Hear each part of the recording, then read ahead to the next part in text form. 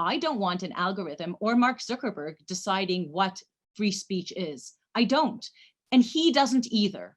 I think that's part of the reluctance and the shying away we see. I don't want to attribute that to everybody. It just comes out very clearly in this article that he wrote.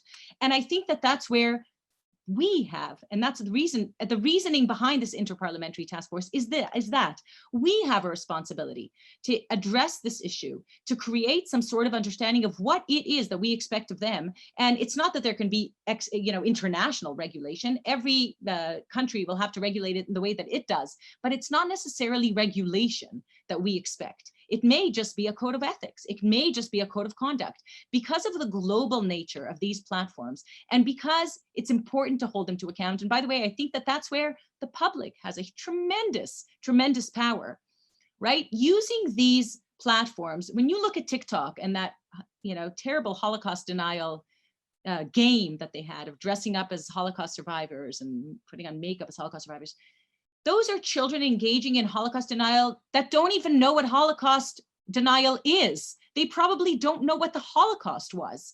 And so the tremendous responsibility is on us, the parliamentarians, on us world leaders, on us users of all these platforms, to hold them to account and to say, there have to be some rules and regulations to this. It cannot be the wild, wild west. And we need to define those parameters where the balance between free speech and, as I said, really not necessarily censorship. If you asked me, I would use their power in order to educate.